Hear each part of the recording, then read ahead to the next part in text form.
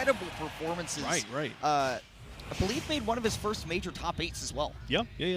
And also, like, some really respectable 9th places at huge tournaments. So maybe not so many top 8s, but still always a fantastic performance as well. So going up against Marco on the Toon Link, a surprising amount of links in this block. How have we had 2 Toon Links in one block? Like I don't think I've commentated 2 Toon Links in my life. Right. There's no way there's like a 3rd Toon Link in the venue even. Like we must have gotten all of them. I think this is probably all of them actually. But hold on, we might have to see a little bit more of the Toon Link if Marco keeps it up. Nice early lead, but SHADIC finally finding some momentum here. Trying to keep up this ledge pressure, and now up air into back air was so slick. Yeah, Marvelous Marco, of course, if any of you are not familiar, I do believe is still a SoCal resident.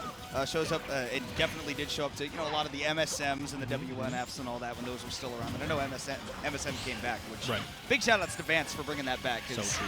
Honestly, getting to watch SoCal locals always a treat. Marvelous Marco, one of the people you see out there often. And again, not too often you get to see a Toon Link, but he is one of them out there doing it. Ooh. And again, the combos you get out of those bombs are just, they're great. Right. Well, the first time I heard someone say, like, bomb into whatever, I knew what they meant. Like, it really does let you get creative. And we're seeing a little bit of that. A little advertisement there for some of those weeklies you're talking about. I have to go watch some Marco clips. But SHADIC trying to keep it close right now. These aerials barely not taking the stock, but still getting some good damage. And normally something that Corrin and SHADIC, especially playing the Corrin, is so good at is going off stage and being able to threaten you for a very long, continual period of time and waiting for you to make one mistake. But Toon Link has so many ways to mix up that approach back to stage that you can see it's kind of been hard for SHADIC to be able to put that pressure on. So instead, sticking to the ledge trap, working out right there. I saw Marco a little bit frustrated with the way that first stock went out too, but SHADIC right back into this one and getting it up to 43 already. Not bad, not bad. Ooh, really interesting route there, and the boomerang kind of helping out Marco reverse all this momentum here. Really interesting dynamic that we're going to see here. That boomerang, like we mentioned, so very, very good and versatile. Yeah, lots of ways to apply the uses there for sure. And again, the combo game that we've seen, like, I didn't know Toon Link had combos like this. I didn't know that you could link 4 hits with this character. It's kind of wild. And the bomb also so versatile. Even right there, just giving some breathing room, some time to pull that other bomb. Really good stuff. And look at all of this extra pressure while making it back to the ledge. That was really smart by SHADIC to dash away and shield into that boomerang, render it inert as quickly as possible, and then try to get right back up right in front of Marco's face, because again, you saw that right there, had to stay in shield as that boomerang approached, and that gave Marco that opportunity to get right back on stage just quick as can be, but also taking another trip off stage. SHADIC, and you can see this again, right, sticking to the ledge trapping instead of necessarily the edge guard. Right, and just barely missing the mark here. Oh, the arrow my connects. God. Oh, Marco, that was the 360 no scope, like the jumping off of like the high rise crane, YY 360 throwing knife. But you just can't say SHADIC is ever out of it, because every single time that Marco has taken the lead, he's done it twice in this game, hasn't been able to maintain it for longer than a few seconds. Yep, SHADIC is right off of the platform, keeping it even right now, and one opening can even up the percents as well. We saw SHADIC with some really good advantage states, but Marco's just not letting it happen right now. Oh, geez, the vertical pressure too. Corrin not the best at landing, and Marco's kind of exploiting it right now. Oh, okay. Okay, yeah, really trying to catch a big mistake there from SHADIC. And honestly, like, when you're up by 80%, you're allowed to go for a couple of big reads so long as it's in a situation like that where, a reversal is not going to cost you any more than maybe 20%. All right, really good tools here. I like using that boomerang as some extra coverage to pull that bomb. SHADIC on the hunt, though, and you do not want to be at the ledge versus Corrin, but, oh, I love the nair to break up that boomerang. Okay, down tilt and up air. Putting that pressure on. The nair's not landing in the forward tilt. Opens up the stage for Marco. So dangerous right now. This is the scary bit for SHADIC right here, though, is that these last 2 stocks, Marco's been the first one to get it, but on the last stock, that's the one where the result matters most, and that time SHADIC is able to read that recovery down in the middle of pulling that bomb. Didn't have too many options available.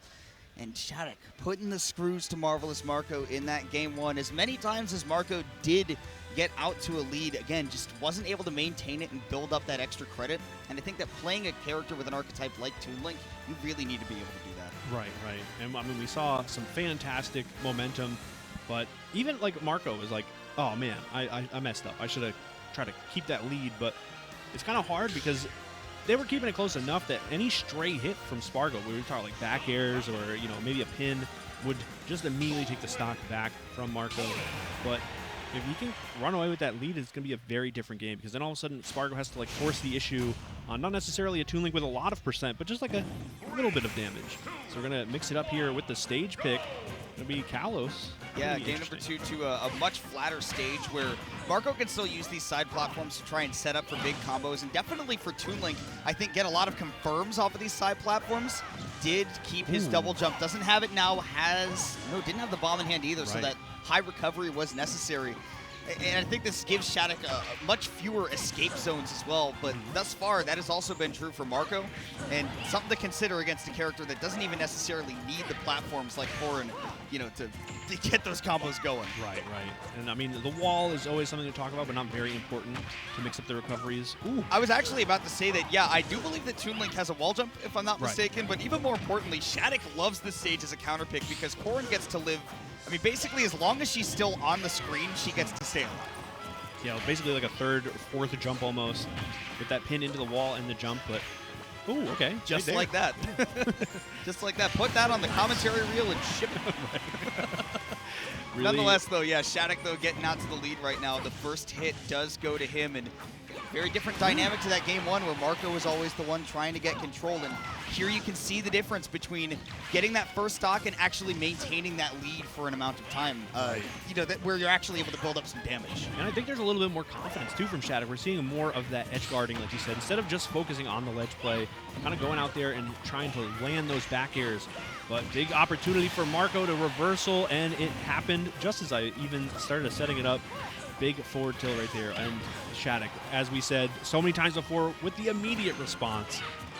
Marco has shown some, really good reactive gameplay so far in a lot of these situations. Man, using the Zair mid-combo to bring that all the way up to 42%, and then able to put the Corrin in the corner. And again, this side platform, you got to watch out if you're stuck up there, because Toon Link has combos that can carry you off of the side at surprisingly early percents. Because another 8 right there, SHADIC is done on that stock. And the bomb, though, the way it interacts with the pin was not a dynamic that I thought about, and unable to make it back. Marco with a little bit of a lead, but you can't write it better than it happens in real life. SHADIC with the response, as we talked about so many times before, and it all comes down to this stock here on Kalos. Will SHADIC keep that momentum up? Or is this Marco's game? Who knows? Definitely could go either way, because both of these players have been very consistent in taking their stocks. I think it's just going to be down to who has the actual key moments to apply some adaptations. So far, SHADIC has shown a very good understanding of when to pull the trigger on these. Right. I think they were just barely missing the mark in game 1, but game 2 they are definitely on course. Like, SHADIC just looks so confident off stage, but Marco in these small little advantage states with the combos just looking so fabulous right now. Oh my goodness, yeah, triple up airs right there. Not able to connect the final one though, so SHADIC is right back out of that disadvantage. Love the use of the pin to try to cover an air dodge back to that platform. A lot of Toon Links are just going to think, hey, that's my safe place. Oh my goodness, SHADIC deep off stage, but somehow does not pay the price. No, Marco unfortunately holding on to that bomb a little bit too long. Kind of gave SHADIC exactly enough time to make it back. Now they're both fighting in neutral here. It's so very tense right now. Marco trying to take it slow with some safe options. Zair, boomerang, bomb in hand. SHADIC looking for an opportunity to punish. Looking for that platform drop, but it's going to be the aerial from Marco right now. Oh my god, so tense. The boomerang! Oh. I can't believe the ways that Marco has been able to finish off these combos, even with just like that extra bit of percent to get that stage control. But one more confirmed from either of these players can end this game immediately. I mean, Marco even stray hits for him as well, but say the same about SHADIC. Wow. Ledge trap is huge, and that sliding forward tilt. Marco looked like he got forward tilted in real life, even though he was the one that won the game, but brings it to 1-1 going into the pivotal game 3. That was a lot of composure necessary for, honestly, both players, but Marco finding a pretty rare mix-up. I don't think we saw a lot of like boosted tilts or anything like that at the ledge. Usually it was just some bomb setups, maybe some aerials, trying to keep it safe at roll distance. So that was why it was such a good mix-up there to go to such lengths to go with the aggressive option. Really good mix-up. Definitely caught SHADIC off guard, maybe holding back a little bit too to take that stock and letting the game go to Marco, which was a bit surprising considering how that momentum shifted going into that last stock. But there are definitely plenty of games to be played here. Both of the players taking a moment to admire the stage list. see if we can find a good counter pick here. Think about it. And again, character first here, right? Which I don't think is an issue for these two. They're both pretty staunchly just, they play who they play. But I honestly would not be surprised to see the rest of the set played on Kalos, because again, SHADIC, extremely comfortable here, knows how to set up his combos, where to set him up, when he can actually get his confirms. And clearly Marco very comfortable here as well. Right. It just seems like a good place for them both. Yeah, I mean, think about how that early stock would have gone if not for that platform assistance, right? That recovery that SHADIC kept taking all of the options from ended up being Marco making it back with the up special to the platform after not having a jump, not having a bomb. If that was another stage, SHADIC would have ran away with that early lead, but Marco was able to bring it all the way back. So really good opportunity to maybe look for some more of those options here in Game 3. And again, you know, Kalos just a stage where both of these players, if they can push the other one into the corner and keep them there, that's why the ledge trapping and the stage control is going to be so important when it comes to Kalos, because that opens up your longer combos. And, you know, especially if your opponent wants to sit up on that platform, that's going to be Marco most of the time. Right. We're going to see SHADIC just like that, call it out with these up airs, and then try to continue it as long as possible. And even after all of that, got started because SHADIC called out Marco for going to that platform, he drifted to the other side of the stage and wanted to land on the platform. Yep. It's going to take a lot more than that to discourage some good old-fashioned platforms. You know, I wouldn't call it camping, but just good old platform love. Your instant the platform love. That's like the distance demon of platform camping. Right. Oh my God, SHADIC went deep. That was so great, and you have all of those extra options in the repertoire because of that extra jump from the wall as well. So good stuff from SHADIC. Keeping all that in mind and keeping that pressure up, trying to run away with a little bit of a lead for probably the first time ever, but Marco's not letting it slide. I don't know about ever. Well, no. maybe in this set. Oh, that's what I meant. Yeah, not ever. SHADIC's won quite a few sets handily. Not I lifetime. Can personally verify. He has never done this well before in life. Oh man, good what vertical. A breakout. Again, some more vertical pressure with the up airs. A fantastic tool in the SHADIC catalog. We're seeing a lot of it too in so many different ways. Very versatile move. Just in terms of, like, you know, the reversal up air as well, but Marco trying to find this opening, and there it is, the boomerang, one more time. Yeah, you just got to always be able to keep that in mind. We were talking about it earlier when Spritzy was playing, that just, it's so sneaky. Right. And it's on a different timing than, you know, what you see from, oh, you're gone. Oh, you're just gone. Look at Marco, too. He's like, oh, I thought it would go away by then. Right. Honestly, it was, like, from the logo. Like, I would not blame him for thinking it just wouldn't make it that far. Yeah. That was a half-court shot if I've ever seen it. Oh, my God, Ethan with the crazy one. Another fantastic pin, which, you know, they haven't been hitting as often, but they've been hitting when it matters, really adding on that damage, and the back airs, too, so threatening on that platform. Marco's going to make it back, though. Huge nair. The coverage on that was phenomenal. SHADIC has just been all over Marco. Great tech.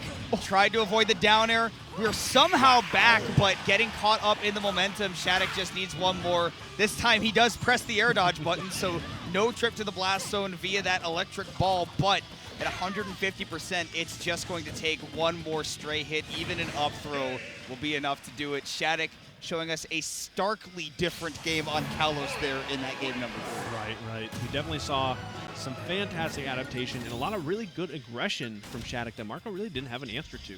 We saw plenty of great aggression from Marco in terms of, like, the horizontal combos in the previous game, but SHADIC was just not letting it happen. There was no footing to be had because of all of those vertical combos that SHADIC implemented. Marco didn't have any time to get to the ground to set up for advantage or neutral even. SHADIC was just all over it. And that's crazy to think about, right? Because Corrin's slower character and going up against what we think of as a zoner.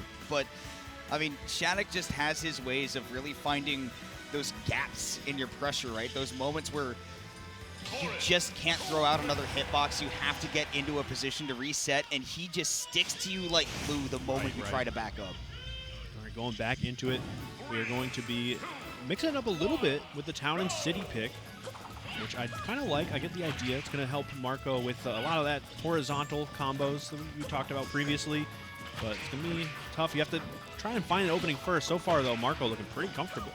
Yeah, 51%, and I think that this layout is actually pretty excellent for Toon. Like, I mean, Corrin on this one as well. She can cover those side platforms in a way that a lot of other characters can't, both safely and actually in a way that can let her continue her pressure. Right. I mean, you're going to see it right here, right? SHADIC just retreats to that upper platform with that up air just in case Marco goes over there, and if not, you get a free ledge trap afterwards. That kind of decision-making on a stage like this can go a long way. Definitely. And already we're seeing a lot more anti-boomerang tech, if you will, from SHADIC.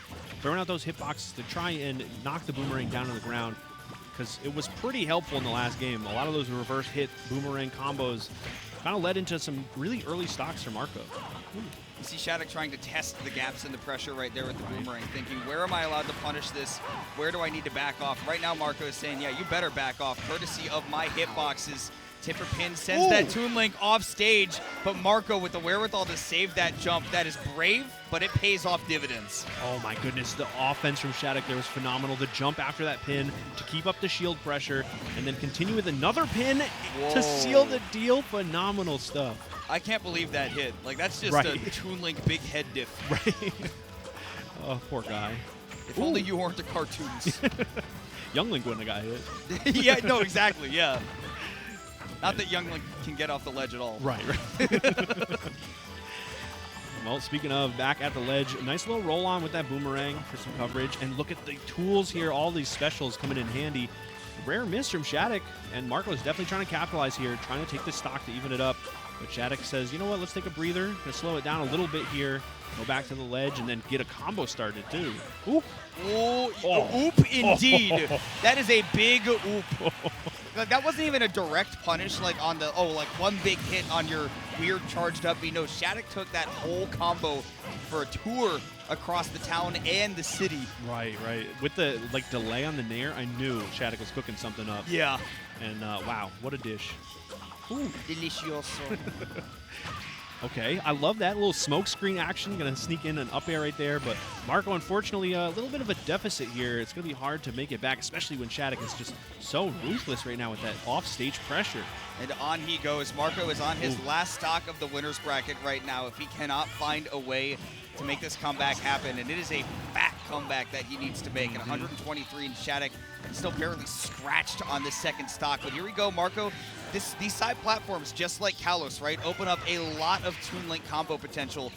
Wasn't able to find anything, but did turn things around here, and up the numbers go. Marco is not going to give up on this comeback until the game is over, quite frankly. Yeah, definitely not. Catching that jump from the ledge with a forward air.